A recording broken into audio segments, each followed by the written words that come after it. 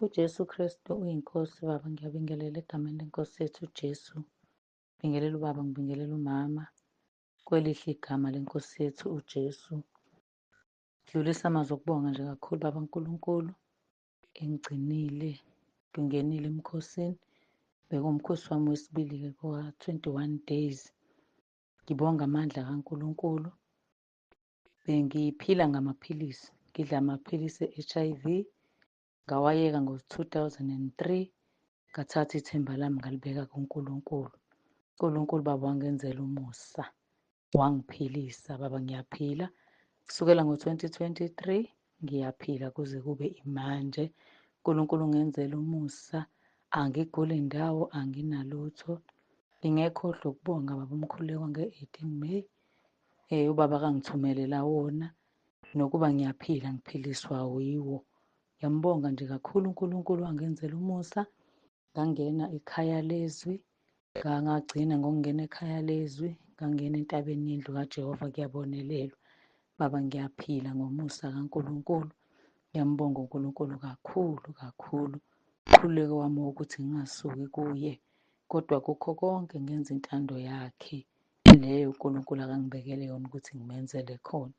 Ngiyabonga kakhulu Baba uNkulunkulu akangenzele khona. Ngiyambonga, ngiyamdumisa. Ngangingazi Baba ukuthi ngiyoke ngiphile ngaphandle kwephilisi. Ngangiy'tshela ukuthi impilo yami yonke iphelele emaphilisini, kodwa ngokuthemba uNkulunkulu ngawayeka.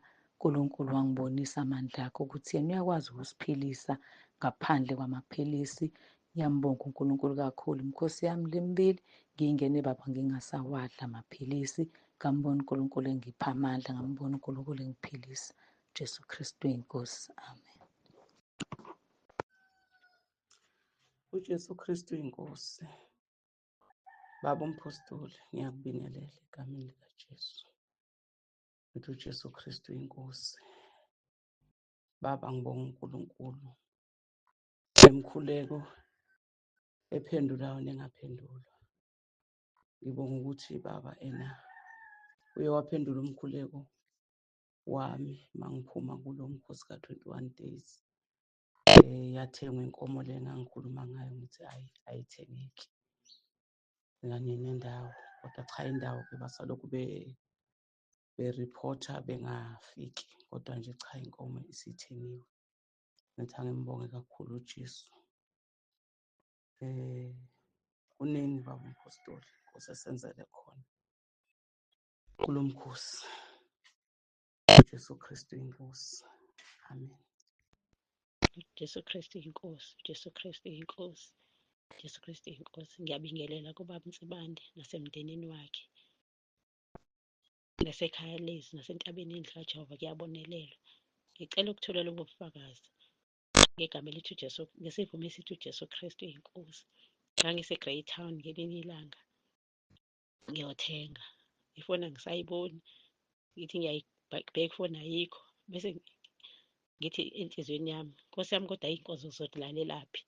Ngithi uJesu Kristu inkosi, Jesu Kristu inkosi. Bese ingane engangihamba nayo ithi ake siyifonele. Uma siyifonela beyibambe ahiyezi, bethi khona ifoni. Awu, ngathi uJesu Kristu inkosi. Ngiyakubonga Baba. Ngiphinde ngithi Baba, ngingenile emkhosini ka-21 days. Lokho bengiqala ukungena emkhosini omude Baba, ngagcina emkhosini ka-5 days kuphela. Ngingenile, inkosi yangigcina, yangithwala, ngangaba nalutho. Ngomthetho wami ngidla amaphilisi kabili ngosuku, akashukela nawe i-BP, kodwa uNkulunkulu ungithwalile ngoba Baba wasifundisa ukuthi Baba, uma singena emkhosini asothi inkosi yandisa ukukholwa kwami, nami ngisho ngathi inkosi yandisa ukukholwa kwami. Hhayi, uNkulunkulu wangithwala ngaze ngaphuma. Ngiyambonga uNkulunkulu ngakho konke asenzele khona. Sibonga nawe baba wami ukuthi uNkulunkulu akugibele usitshengise indlela eya ekuphileni. Baba, siyabonga uNkulunkulu, akubusise nomndeni wakho. Inkosi inandisele iy'nsuku zokuphila. Siyabonga, sithi uJesu Kristu inkosi, Jesu Kristu inkosi. Amen. uJesu Kristu uyinkosi. Baba, ngiyabingelela baba umpostoli nomama umpostoli, entabeni yendlu kaJehova, kuyabonelelwa ekhaya lizwi. Ngibonga leli thuba nami uNkulunkulu angiphile. Ifoni yami ibinenkinga nje, ngingasaboni lapho ngifaka khona i-voice note. Omunye umzalwane-ke namhla wangilungisela yona. Ngiyabonga kakhulu baba ngezinkonzo nangezifundiso osipha zona. Ukukhuthaza abagulayo. Ngiyambonga kakhulu uNkulunkulu ngonyaka ophelile ukuthi ngangidla amaphilisi mina, wangikhama uJehova kule nkonzo ka-21 days yomkhuleko, wangikhama onke amaphilisi. Injongo yami yokuyeka amaphilisi ngicela kuNkulunkulu kwawukuthi uma ngifika eklinikhi umoya wami awubi muhle, ngilayina nezangoma, ngingumzalwane osindisiwe, nezangoma zikolayini nami ngikolayini. Ivele ngiphathe kabi, ngilimale nje ngalolu suku ngithi ngilanda amaphilisi eklinikhi. So ngiyambonga kakhulu baba uNkulunkulu, noma kuthe kulo mkhosi wangonyaka ophelile ngithe ngiwuqeda kunempi la ekhaya kubaba, kodwa ekugcineni watshela abantwana bakhe bahlasela ngisho umfundisi beyombuza ukuthi mina ngiyekeleni amaphilisi, wathi izinto ey'ningi, kodwa uNkulunkulu wangilela kuze kube manje angikaze ngiwaphuze kulo mkhosi nje ngingena kahle. And ngagula-ke kodwa-ke ngigula ngihambe ngalele phansi kulokhu nje kulo mkhosi angizwanga lutho, ngize ngaqeda nje umkhosi ngi-right emzimbeni wami, ngi-right, anginalutho. Ngathi uma ngiyo-check-a ngathola ukuthi ngi-negative.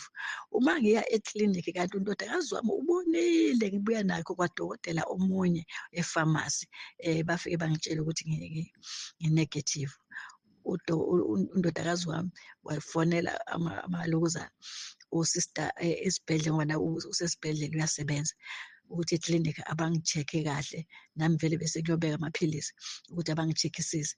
Bafika bangenzani, bahlala nami phansi bangithethisa ngenxa yokuthi bengisangabaza.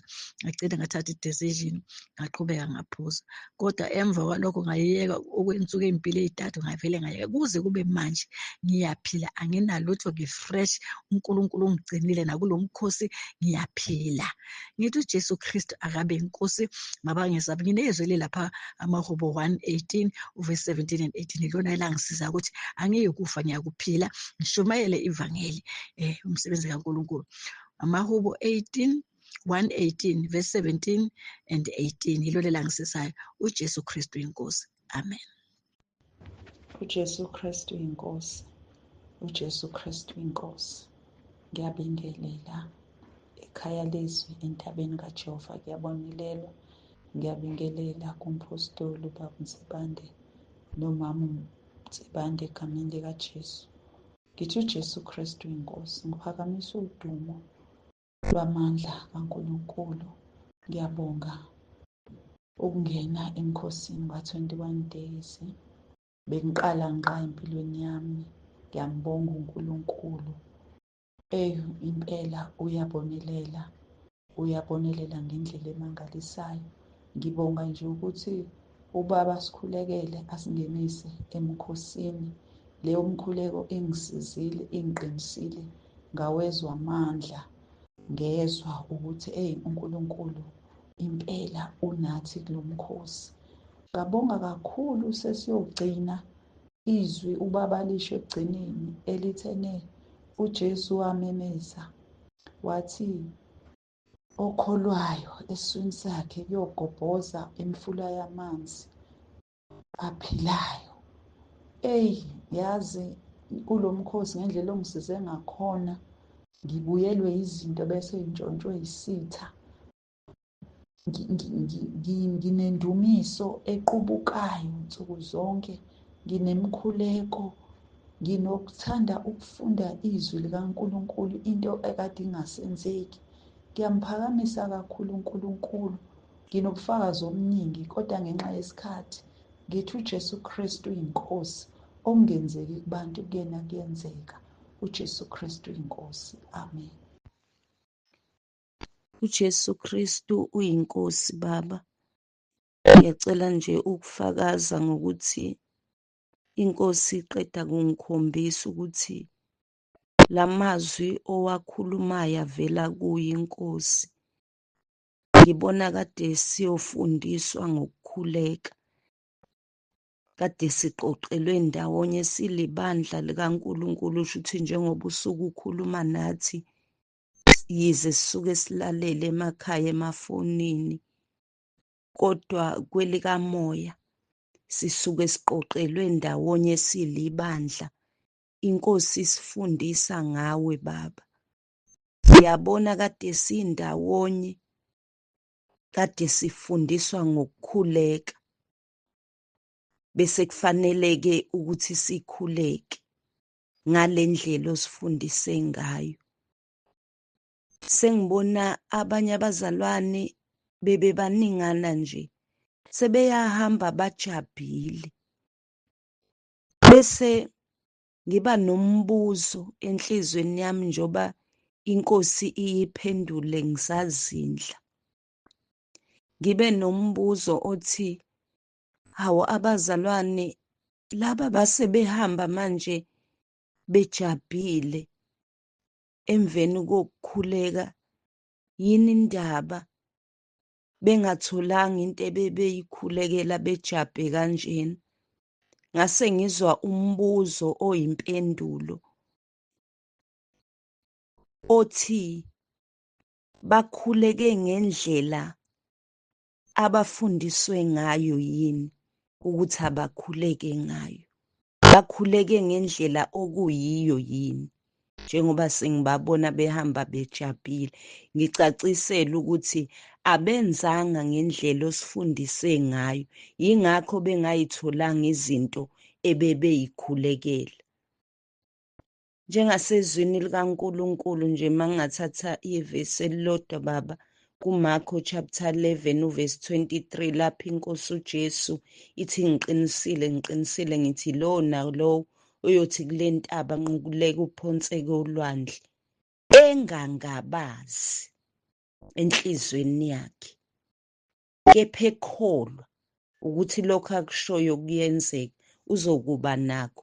Ukusho ukuthi iy'ndlela zonke osifundise zona funeke senze njengalokhu usifundisile ukuze inkosi iyiphendule imikhuleko yethu singajabhi. Jesu Kristu inkosi.